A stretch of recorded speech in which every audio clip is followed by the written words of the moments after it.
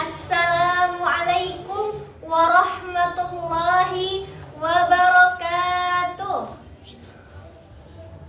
Salam Om Swastiastu, Namo Buddhaya, salam kebajikan.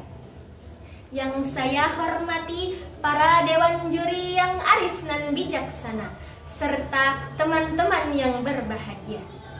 Marilah kita ucapkan puji syukur kehadirat Allah Subhanahu wa Ta'ala yang telah memberikan rahmat dan karunia yang tak terhitung jumlahnya dan tak bisa diukur oleh tukang cukur, oleh tukang bajigur, oleh seorang insinyur, apalagi oleh orang yang kufur.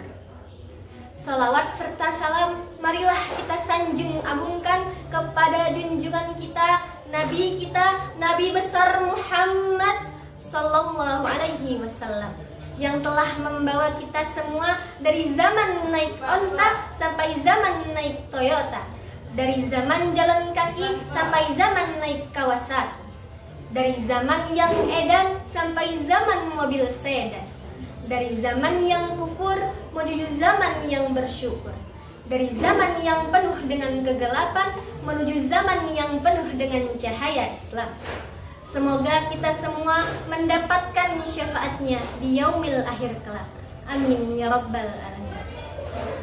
Hadirin yang berbahagia, ada pepatah mengatakan tak kenal maka tak aruf. Pergi ke pasar membeli karung goni, tidak lupa membawa duitnya.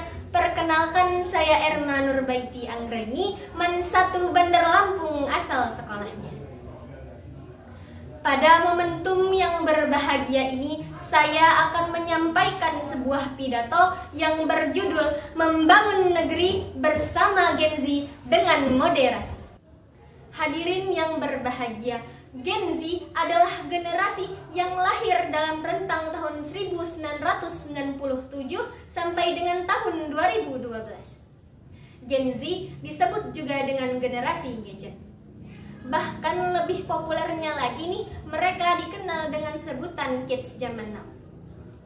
Gen Z adalah generasi yang di tangannya ada ponsel pintar, di otaknya ada WhatsApp, Facebook, Instagram, Twitter, TikTok, dan yang lebih fenomenalnya lagi adalah game online, salah satunya Mobile Legends.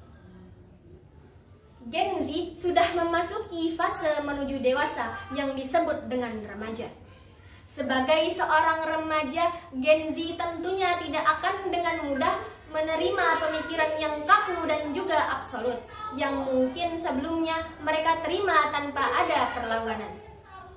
Mereka mulai mempertanyakan kebenaran yang hadir di hadapan mereka dan mempertimbangkan jalan atau alternatif lainnya. Perkembangan teknologi membuat tempat belajar berganti, terutama bagi masyarakat yang sudah akrab dengan teknologi. Dahulu mereka belajar agama pada kiai di pesantren, sekarang belajarnya pada kiai di Google. Di tengah era digital dan globalisasi saat ini, kita dihadapkan pada beragam pandangan dan keyakinan agama.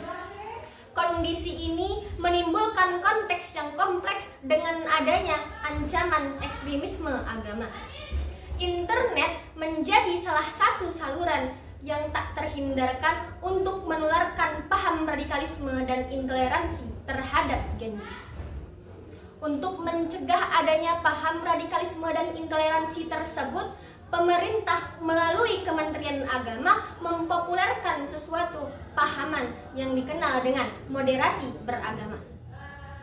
Apa tujuan dari moderasi beragama ini? Tujuannya adalah agar para pemeluk agama tidak bertindak dan bersikap seolah-olah mereka adalah yang paling benar di antara yang lainnya.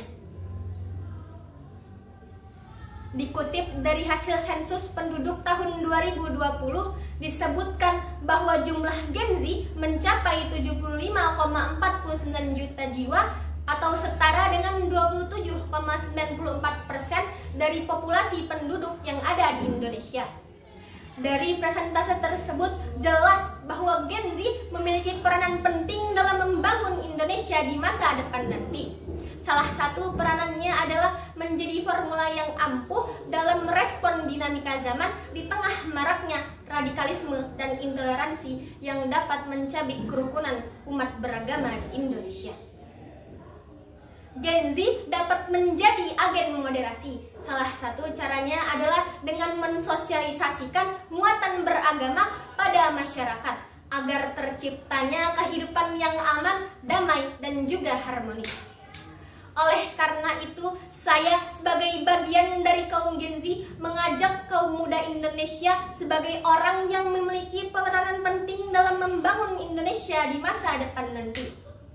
Mari kita tumbuh kembangkan sikap toleransi di dalam diri dan juga lingkungan kita. Sebagai generasi penerus bangsa, kita bisa memberikan kontribusi positif dan juga kebinekaan dapat terjalin erat kembali. Sekian pidato yang dapat saya sampaikan. Semoga apa yang telah saya sampaikan dapat memberikan motivasi bagi kaum muda Indonesia untuk lebih semangat lagi membangun Indonesia di masa depan nanti. Segala perkataan dan perbuatan yang kurang berkenan mohon dimaafkan. Kepada Allah saya mohon ampun. Kalau ada jarum yang patah, jangan disimpan di dalam peti. Kalau ada kata-kata yang salah, jangan disimpan di dalam hati. Wabillahi taufiq wal hidayah. Wassalamualaikum warahmatullahi wabarakatuh.